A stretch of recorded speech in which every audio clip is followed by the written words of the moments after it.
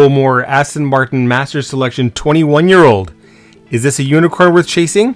Stay tuned for the Whiskey Whistle.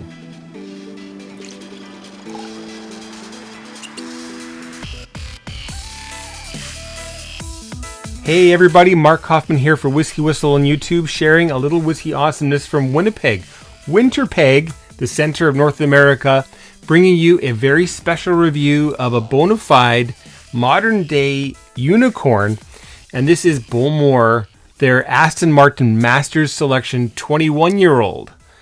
And I'm kind of surprised that this is on the show. I had a lot of reservations about this release, but I actually got to try it at a tasting here in Manitoba, or where Winnipeg is, and really enjoyed it. I also enjoyed the sale price, the price of the bottle in the shop, which was, I don't know, possibly the cheapest in the whole country. Maybe one of the cheaper prices in the world for this bottle, which was about $440 Canadian. I don't know, that's like 200 and something pounds, 220 pounds maybe. And for a 21-year-old that is pretty near cask strength, this is 51.8%, I feel like it was good value. And I may have bought it in duplicate. All right, anyway, so this is a really interesting release. It is a collaboration between Bowmore and Aston Martin, the car maker. And this is taking up a lot of real estate, so I'm going to move that out of the way. This is made up of 61.8% 21-year-old PX and Oloroso first fill barrels of Bowmore. The remaining 38.2%, in line with the golden ratio, is a selection of casks old, some even older than 35 years old. In fact, I think they're all older than 35 years old. Keep in mind that's not on the packaging. It's not on the bottle. So this is extra information. Legally, they are not allowed to disclose anything but the lowest number, the lowest age on the bottle. They can mention them, but they can't mention quantities and so on. Anyway, so we got ex-bourbon casks. We have Pinot de Charente barriques. We have white port barriques and second fill Oloroso. Probably the second fill Oloroso would be one of the older ones, apparently dating back to about 1983 and 84, which would put that at time of release, 38 years old. Is my math right? Yeah, 38 years old. 37 years old, and then 35 years old for the others. So take that with a grain of salt, because they aren't allowed to actually disclose that legally. So it's something that can be mentioned direct to the consumer. But, where is the actual information that we can say, okay, here's the cask numbers that went into the vatting, and we put them right on the label. So that's very difficult to do in Scotland. I wish they would change that rule. Not a bad box. It's cardboard. You do have an actual metal, little aluminum, copper anodized little emblem there. I might pull that off at some point just for fun. And there's nothing really on the back here. They mentioned the golden ratio and, this collaboration between two, luxury. I mean, I don't like calling whiskey luxury, but, older whiskey certainly is a definite luxury. It's nothing that we need in life. All right, so wonderful. Hope you enjoy the red luminous background. I figure that's a nice touch for the lead up to the holidays and Christmas, which is coming very soon. So I haven't opened this yet, and we're going to open that together. So it's a bona fide unboxing. And I forgot that I always hate opening these because can I get it? I always find these little, I got it. These little tabs, very difficult to pull off unless you have, I don't know, like wizard's nails. Okay, here we go. Cap off. When I take off a cap, I like to press that that plasticky, metally thing nice and flush with the bottle, because I've cut myself on that before. So word of warning. You may want to just pull it right off. Okay. And invert your bottle for a second when you're opening a new bottle, especially if it's been around a while. This is a year old already. This was released a year ago. Okay, this is a nice cork. It's a composite cork. It'd be better if it were just a natural piece of cork. Okay, let's get that poured into my Whiskey Whistle glass. Wonderful. That's about 30 milliliters. The aroma from the bottle is wonderful, and hopefully you enjoy the Whiskey Whistle glass that you see before you. And here today on Whiskey Whistle, we're going to look at the color of the whiskey. We will look at the legs of the whiskey.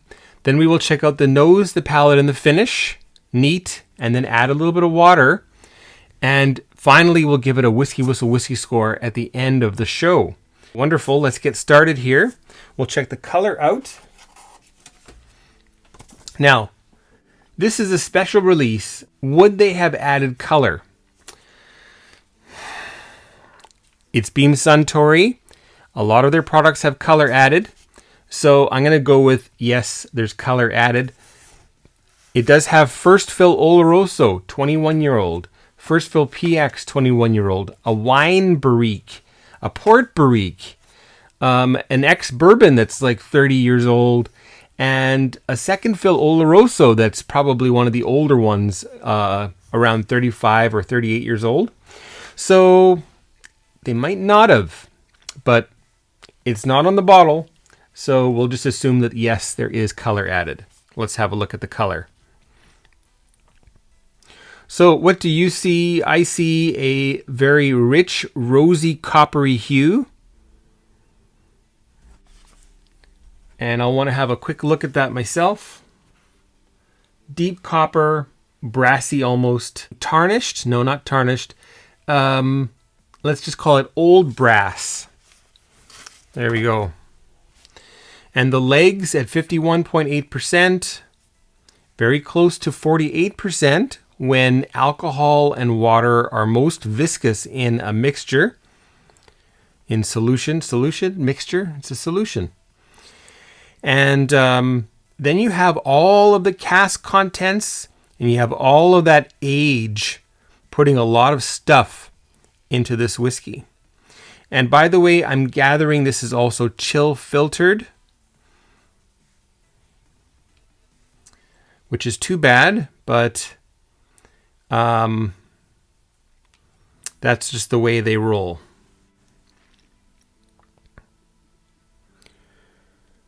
Well, extremely slow legs, very, very viscous, very drippy, very slow, slow legs traveling down back to the whiskey. And some of them are just hanging there, and they aren't moving at all. So I'm guessing we will have a very nice, rich mouthfeel here. So let's see if that's right. We'll check that out right away. But before I do that, make sure you subscribe to Whiskey Whistle. Hit that little emblem, the Whiskey Whistle emblem, to subscribe. And then also make sure you hit the bell, ding ding, so you're notified of future Whiskey Whistles. Last but not least, if you're watching a lot of Whiskey Whistle, or if you're really enjoying this one, check me out on Patreon, Patreon or buymeacoffee.com, patreon.com/Whiskey Whistle or buymeacoffee.com/Whiskey Whistle, and join the Whiskey Whistle crew by supporting the channel and helping keep things going here. It's expensive to run a YouTube channel, cameras, not to mention the subject of Whiskey Whistle, which is getting more and more expensive. That's a sad thing. It seems to be out of line, I'll say that. But anyway, with that support, you will get your name in the credits at the end of each video. You'll also get advanced viewing up to about 24 hours of each video, advanced notification of live streams. And last but not least, once you've reached a certain threshold of support, you will earn yourself a Whisky Whistle Glencairn glass like this one. Hopefully that sounds great, and if so, I will see you there. Become a crewmate. Okay, so into the nose. Let's check that out. Now, 21 years old, you'll want to actually let that glass sit for 21 minutes. 1 minute for every year. A year on the bottle, a minute in the glass, okay? So we're going a little bit quick here. I have tried this before, and like I say, this is why it's here today. Try before you buy is outright the best marketing strategy, even for luxury products. Really beautiful aromas of red fruit, and it's still very much a Bowmore nose. It's a little bit tempered, so the pine, the burning pine, the pine needle, that peat is a little bit dressed up with all types of fruit. Some chocolate is noticeable immediately on the nose. Some wonderful cherry pipe tobacco, unlit.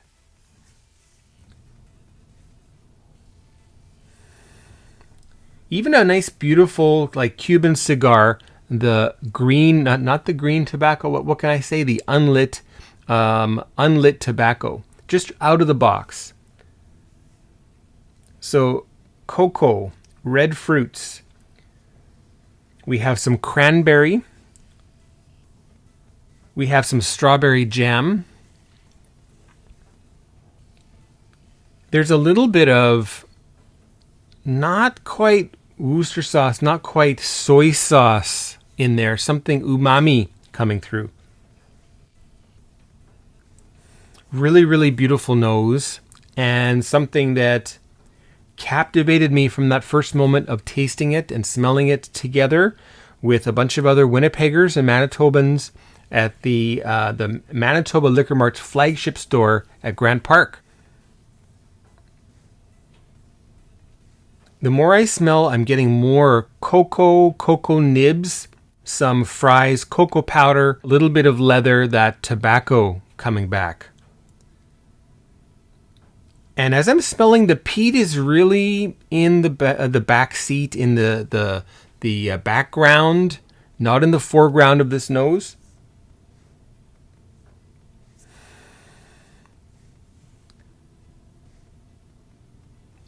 A very nice roasty,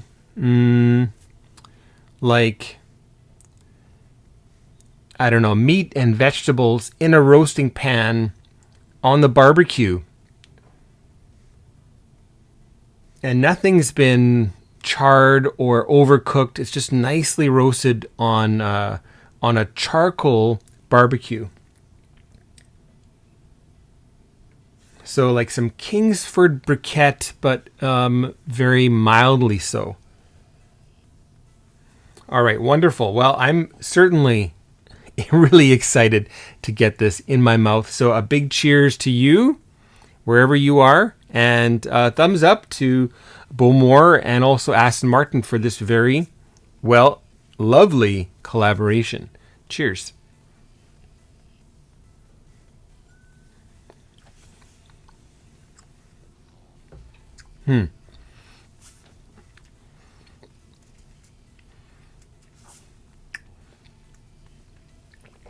The first thing that hits me is chocolate. Then comes rushing in the Bowmore burning pine peat. Then we have an array of red fruits working its way in there. The finish is super fresh, super fruity, umami, a touch of smoke, smoked apples, some dollops of vanilla in there. For those first fill barrels, the PX is certainly at the forefront here. And I personally feel like PX and Bowmore work very, very well together.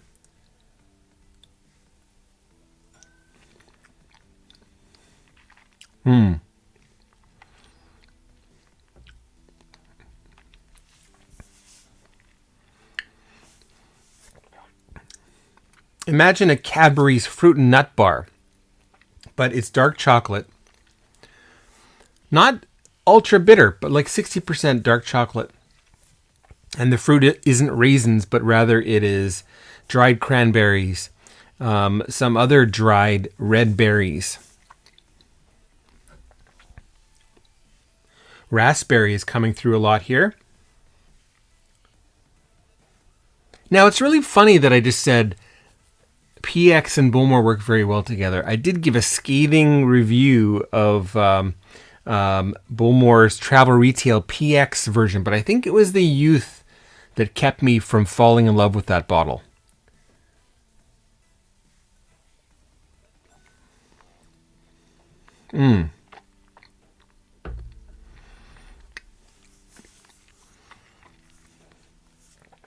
Now, my palate is really adjusted to the strength and also to the level of smoke. Pardon me. So, and I must say, this is extremely mouth coating. It really does coat the mouth very well. The strength is fantastic, and I don't know if that's cask strength or not. I'm guessing it probably isn't, otherwise they would have said so. And perhaps the strength of this has to do with the golden ratio, just like the selection of casks, the 61.8% sherry barrels, first fill sherry barrels that are 21 years old. But anyway, so as your mouth gets acclimatized to the strength, to the peat, you are getting dark dried raisins and some fig.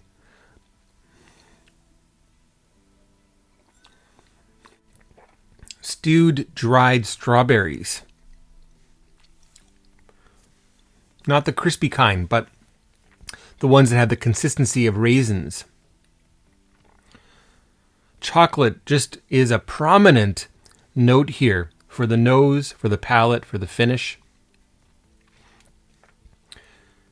That burning pine, letting you know you're trying Bowmore. At least for me, that is the note that I get from pretty much every single Bowmore, is that fresh, very foresty, burning pine type of a smell. And you may not have ever smelt that before, but living in Manitoba and having driven by little forest fires on the way to the lake, you know, it'd be like 50-acre fire or 100-acre fire and just this one little area. And then like within a couple of years, you see the new pine trees growing. It's really interesting, that cycle, as an aside. But the smell of a burning pine, even just being at a bonfire and the nearby woods, the nearby tree is just all pine or spruce or other deciduous type of tree. And so that's what you're burning, and you get that resinous, that liquid. It's so sticky, and it flames up super hot, especially the pine needles.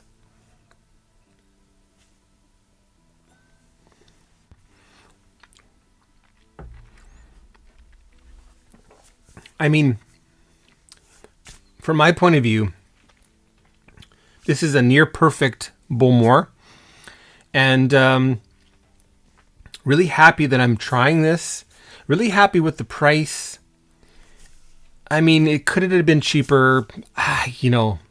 Could it really have been? What 21-year-old? When I figured this out, if I figure that out down to 43%, and I figure out what the cost would be, this will be the same price or cheaper than Glenfiddich or Glenlivet 21-year-old. And so, fantastic. Wonderful. Well done with the pricing of this for Manitoba. I've seen it for $800 in Alberta, and I'm thinking, okay, well, that's gouging. That is predatory pricing, and I hope that you are not subjected to that. wherever you live. We need to add some water. I will be using, well, it's my favorite water for whiskey now. This is from Whiskey Source. This is actually Islay spring water. And this one is 257 ppm, so about mid-range for alkalinity. Okay. I'm going to add 15 drops here. 1, 2, 3, 4, 5, 6, 7, 8, 9, 10, 11, 12, 13, 14, 15. 15 drops, basically 1 milliliter added to, I don't know, 25 milliliters. So you can figure out the resultant strength. Not a big change. And keep in mind, when you're playing with older whiskey, you want to err on the side of less. And I'm lucky I got to experiment with this actually at the tasting. And I started out with 5, and then I did another 5, and then I did another 5 drops. I can already smell the change with water, the 15 drops of water here, the nose. The red fruit just jumps out of the glass. Strawberry compote, the cranberry. Still very chocolatey as well. It's like that dark chocolate is even more eatable, not quite as bitter, a little bit more desserty. The peat has really diminished with water added here.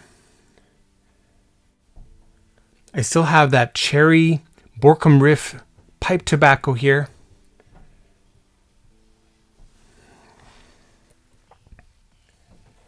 And then as I'm smelling it, that burning pine slowly works its way back into the whiskey, and I apologize for the noise.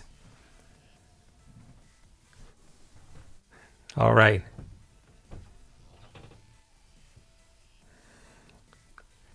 Desserty chocolate, the dark red fruits popping out of the glass. Let's see how it is on the palate. Cheers.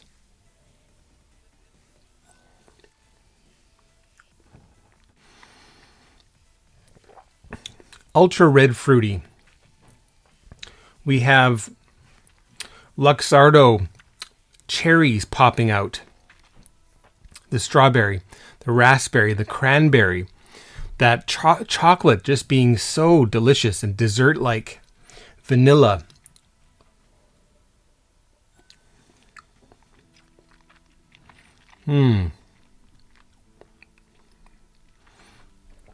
This is a phenomenal release. Huge finish. Long, delicious finish. Clearly those old casks from 83, 84, 85, 86 really driving the finish. And probably if they're only 38% of the casks, they're driving more like 45% of the flavor of this whiskey, maybe even 50%.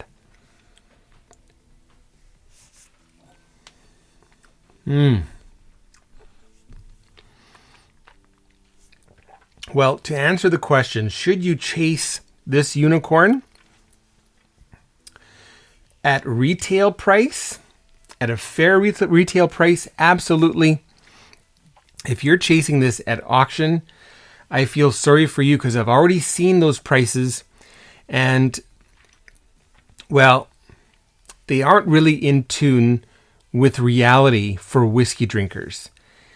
This whiskey is destined to be investment portfolio fodder, and you already see a lot of these bought and sold and traded on auction platforms. If there's enough of them in a single auction, you may find one with a damaged box or with a scuffed plasticky label. This is, it's got the dark plastic coating on the bottom. You may get that for something that might be representative of a good price for a whiskey enthusiast, a whiskey lover. So anyway, my answer is both yes and no. If there's any of these left in Manitoba, boy, I wish I could grab another, but that's a lot. That's a retirement bottle, or that's like a 50th birthday bottle, or something that I'll crack open with someone special someday for that extra bottle. This particular bottle is going to be shared with the Winnipeg Whiskey Club in a couple weeks' time on November 30th. Mark your calendars if you're in Winnipeg. November 30th, the Winnipeg Whiskey Club Winter Gala. We're going to be trying this and a whole host of other amazing whiskeys, plus some delicious food. So maybe we'll see you there. We better get on to the Whisky Whistle whiskey score for this. I need one final sip.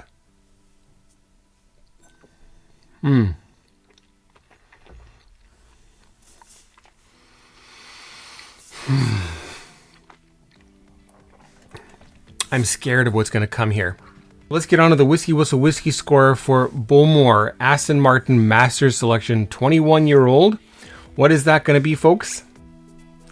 It's going to be 95 out of 100. You heard it, 95 out of 100 is the Whisky Whistle whiskey score for Bowmore Aston Martin Masters Selection 21 years old. Is it a little bit flannelly, a little bit, designed and whatever, blingy box?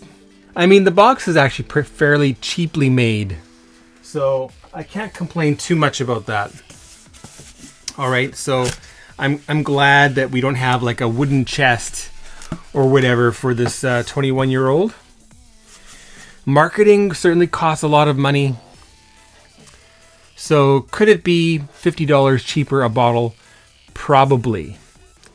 And would that have made a lot of people happy? Yes. Would it have sold as quickly? Maybe not. So there's the trade-off there. But anyway, so wonderful bottle, interesting story. Collaborating with an automaker has certain kinds of, let's say, benefits. What's the good points and bad points? Someone mentioned online that they're basically promoting drinking and driving, and that's a stretch. That's you're reaching there. Are they promoting having a bottle of Bowmore in the back of your Aston Martin so that you can drive to a secluded area in your fancy car overlooking the ocean off of a cliff and pour a glass for you and a mate, or for you and your lover? Absolutely. That would be just an outstanding event. But I digress. 95 points. Nice whiskey, worth the price that I paid, and hopefully worth the price that you paid as well. But anyway, thank you so much for watching. There's a lot more to come. You are watching Whisky Whistle, and my name is Mark Kaufman. Take care. Bye now.